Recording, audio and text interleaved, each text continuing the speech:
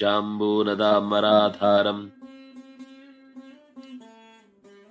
ನಿತಂಬಂ ಚಿಂತ್ಯಮೀಶಿತು ಸ್ವರ್ಣಮಂಜೀರ ಸಂವೀತಂ ಆರೂಢಂ ಜಗದಂಬಯ ಜಾಂಬೂನದಾಂಬರಾಧಾರಂ. ಇಲ್ಲಿ ಗಮನಿಸಿ, ಎಲ್ಲ ಅಂಬ ಅನ್ನುವ ಶಬ್ದ 2, 3, 4, 5 ಬಾರಿ ಬಂದಿದೆ.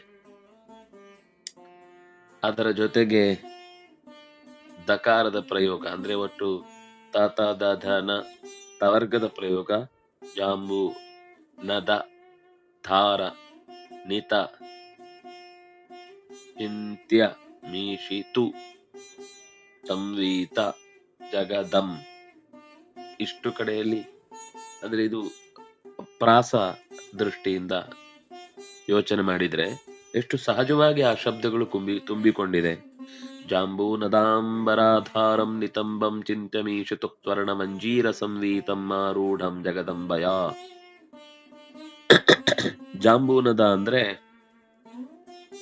ಜಂಬೂ ಅಂತ ದ್ವೀಪದ ಮೇಲ್ಗಡೆ ಒಂದು, ಅದಕ್ಕೆ ಜಂಬೂ ಅಂತ ಹೆಸರು ಬರ್ಲಿಕ್ಕೆ ಕಾರಣ ಒಂದು ಜಂಬೂ ಅಂತ ಒಂದು ಮರ ಇದೆ. ನಮ್ಮ ಈ ಜಂಬೂ ನೇರಳೆ ಅಲ್ಲ, ಅದು ಒಂದು ಮರ ಇದೆ.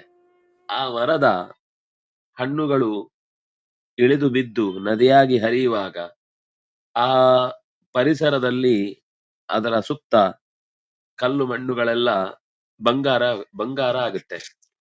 ನದ ಅಂದ್ರೆ ನದಿಯ ರೀತಿಯಲ್ಲಿ ಹರಿಯುವಂತಹ ಜಾಗದಲ್ಲಿ ಆ ನೀರಿನಿಂದ, ಆ ಜಂಬೂ ಹಣ್ಣಿನ ರಸದಿಂದ ಉಂಟಾದಂತಹ ಬಂಗಾರ ಇದೆ.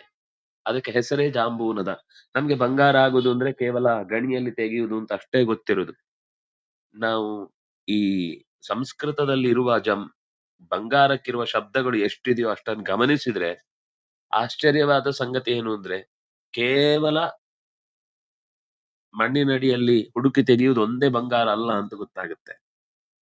ಹಲವು ರೀತಿಯ ಬಂಗಾರಗಳಿವೆ. ನಾವೀಗ ಉಪ್ಪು ಅಂದ್ರೆ ಸಮುದ್ರದ್ದು ಅಂತ ಅನ್ಕೋತೇವೆ. ಬೆಟ್ಟದಿಂದಲೂ ಉಪ್ಪು ತೆಗಿತಾರೆ.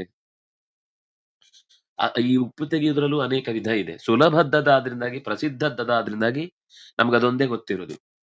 ಅದರಿಂದ ಇಲ್ಲೂ ಒಂದು ರೀತಿಯ ಬಂಗಾರದ ಚಿಂತನೆಯನ್ನು ಹೇಳ್ತಾರೆ. ಇವತ್ತು ಇದು ನಮಗೆ ಹೇಗೆ ಗ್ರಹಿಸುವುದು ಅಥವಾ ಎಲ್ಲಿಂದ ಸಿಗುತ್ತೆ, ಹೇಗೆ ಇದನ್ನು ಉಪಯೋಗಿಸುವುದು, ಇದೆಲ್ಲ ಒಂದು ರೀತಿ ಅಪರಿಚಿತ ಆಗಿಬಿಟ್ಟಿದೆ. ಆದರೆ ಜಾಂಬೂನದ ಅಂದ್ರೆ ಬಂಗಾರ ಅಂತ ನಮ್ಗೆ ಇಷ್ಟೇ ಈಗ ಶಬ್ದದ ಅರ್ಥ ಉಳಿದಿದೆ. ಇದರ ನಿಜವಾದ ಸ್ವೀಕಾರಕ್ಕೆ ಕಾರಣವಾಗುವಂತಹ ಟೆಕ್ನಾಲಜಿ ನಮಗೆ ಇವತ್ತು ಮರ್ತು ಹೋಗ್ಬಿಟ್ಟಿದೆ. ಜಾಂಬೂನದ ಅಂಬರಾಧಾರ. ಅಂಬರ ಅಂದ್ರೆ ಬಟ್ಟೆ.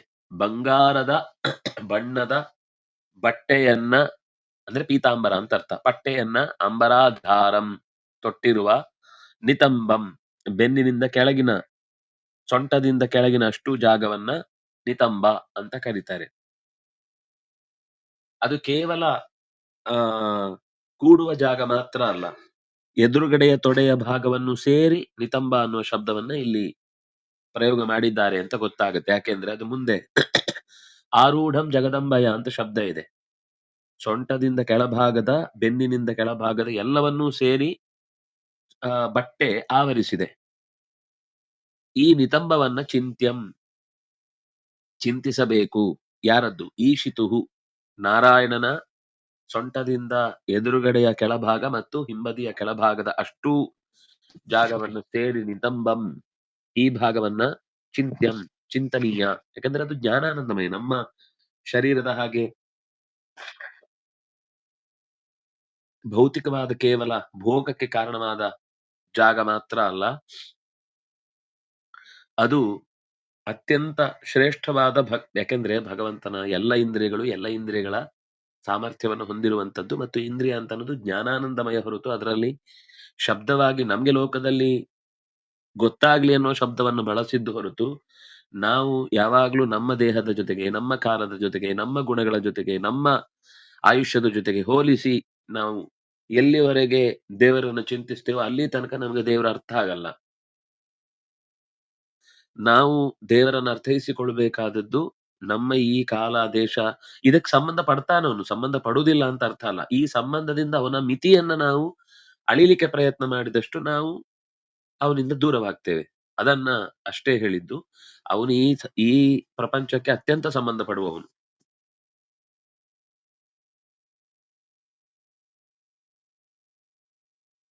ಅದಕ್ಕಿಂತ ಹೆಚ್ಚಾಗಿ ಅವನಿಗೆ ಸಂಬಂಧ ಅಂತನ್ನುವಂಥದ್ದು ದೇವತೆಗಳು, ಅದಕ್ಕಿಂತ ಆಚೆಗೆ ತತ್ವಾಭಿಮಾನ ದೇವತೆಗಳು, ಋಷಿಗಳ ಜೊತೆಗೆ ಈ ಪ್ರಪಂಚದ ಪ್ರತಿಯೊಂದು ವಸ್ತುವಿನಲ್ಲೂ ಅವ್ಯಾಕೃತವಾಗಿರುವಂತಹ ಪ್ರಪಂಚಕ್ಕೂ ಅವನು ನಿಯಾಮಕನಾದ್ರಿಂದಾಗಿ ಅಂಥ ಎಲ್ಲಾ ಪ್ರಪಂಚದ ನಿಯಂತ್ರಣ ಶಕ್ತಿಯಾಗಿ ನಮ್ಗೆ ಅರ್ಥ ಆಗಬೇಕು ಅಂತ ಅನ್ನೋ ದೃಷ್ಟಿಯಿಂದ ನಮ್ಮ ಇಂದ್ರಿಯಗಳು, ನಮ್ಮ ಕಣ್ಣು ಮೂಗು ಬಾಯಿಗಳಂತೆ ಆತನು ಕೂಡ ಕಾಣಿಸಿಕೊಳ್ತಾನೆ. ಅದು ಅವನದ್ದೇ. ನಮ್ಗೀಗ ಬಂದಿದೆ ಅಂದ್ರೆ ಆ ಶರೀರ ಅವನದ್ದೇ. ಆ ಶರೀರ ಅವನದ್ದು ಅನ್ನೋದನ್ನ ನೆನೆಯುವುದು ಹೇಗೆ ಅಂದ್ರೆ ನಮ್ಗೆಲ್ಲ ಸಿಗಲಿಕ್ಕೆ ಕಾರಣವಾದದ್ದು ಅನ್ನೋ ದೃಷ್ಟಿಯಿಂದ ಚಿಂತ್ಯಂ. ಈಶಿತುಹು, ಈಶಿತ ಅಂತಂದ್ರೆ ಒಡೆತನ ಇರುವವನು, ಎಲ್ಲದರ ಮೇಲೆ ನಿಯಂತ್ರಣ ಹೊಂದಿದವನು, ಎಲ್ಲವನ್ನು ತಾನು ಹೇಳಿದಂತೆ ನಡೆಸಬಲ್ಲವನು. ಈಶಿತುಹು ನಿತಂಬಂ ಚಿಂತ್ಯಂ. ಈಶಿತುಹು ಜಾಂಬೂನದಾಂಬರಾಧಾರಂ ನಿತಂಬಂ ಚಿಂತ್ಯಂ. ಇನ್ನೇನು ಆ ನಿತಂಬ ಇನ್ನೇನಾಗಿದೆ? ಸ್ವರ್ಣಮಂಜೀರ ಸಂವೀತಂ. ಸ್ವರ್ಣ ಬಂಗಾರದ ಮಂಜೀರ. ಮಂಜೀರ ಅಂತಂದ್ರೆ ಕಿಣಿಕಿಣಿ ಅಂತ ಶಬ್ದ ಮಾಡುವಂತಹ ಗೆಜ್ಜೆಯ ಹಾಗೆ ಇರುವ ಸೊಂಟದ ಪಟ್ಟಿ. ಸಂವೀತಂ, ಸೊಂಟದ ಪಟ್ಟಿಯಿಂದ ಕೂಡಿರುವಂತಹ ನಿತಂಬ ಅದು. ಅದರಲ್ಲಿ ಗಿಲ್ ಗಿಲ್ ಗಿಲ್ ಅಂತ ಶಬ್ದ ಮಾಡ್ತಾ ಇದೆ. ಆ ಸಂವೀತಂ ನಿತಂಬಂ ಜಗದಂಬಯ ಆರೂಢಂ. ಲಕುಮಿ ದೇವಿ ಅವನ ತೊಡೆ ಏರಿ ಅವನನ್ನು ಅಪ್ಪಿಕೊಂಡು ಕೂತಿದ್ದಾಳೆ. ನೋಡಿ, ಮತ್ತೆ ಜಗದಂಬಯ ಲಕ್ಷ್ಮಿಯಿಂದ ಕೂಡಿಕೊಂಡೇ ನಾರಾಯಣನ ಚಿಂತನೆ ಬಂತು. ಜಗದಂಬಯ ಆರೂಢಂ ಸ್ವರ್ಣಮಂಜೀರ ಸಂವೀತಂ ಜಾಂಬೂನದಾಂಬರಾಧಾರಂ ನಿತಂಬಂ ಚಿಂತ್ಯಂ. ಕಸ್ಯ? ಈಶಸ್ಯ. ಅವಳಿಗೆ ಬಳಸಿದ ಶಬ್ದವು ಬಹಳ ಚಂದ. ಜಗದಂಬಾ, ಜಗತ್ತಿಗೆ ತಾಯಿ. ಅದು ಶ್ರೀ ಸ್ತುತಿಯಲ್ಲಿ ಬಂತು. ಹೇಗೆ ಅವಳು ಜಗದಂಬಾ? ಜಗತ್ತಿನ ಸೃಷ್ಟಿ ಸ್ಥಿತಿ ಲಯ ಮೊದಲಾದ ಎಲ್ಲ ಕಾರ್ಯದಲ್ಲಿ ಜೊತೆಯಾಗಿರುವವಳು, ಸತ್ವರಜಸ್ತಮಸ್ಸು ಗುಣಗಳನ್ನ ನಿಯಂತ್ರಿಸುವವಳು, ಋಕ್ಯಜುಸ್ಸಾಮ ಮಂತ್ರಗಳನ್ನ ಲೋಕದಲ್ಲಿ ಪ್ರಚುರಪಡಿಸುವವಳು, 3 ಕಾಲದಲ್ಲಿ ಭಗವಂತನ ಜೊತೆಗೆ ಇರುವವಳು, 3 ಅವಸ್ಥೆಗಳಲ್ಲಿ ಭಗವಂತನ ಜೊತೆಯಲ್ಲಿ ಇದ್ದು ಇದು ಎಚ್ಚರ ಕನಸು ನಿದ್ದೆಗಳನ್ನ ನಡೆಸುವುದಕ್ಕೆ ಸಹಾಯ ಮಾಡುವವಳು.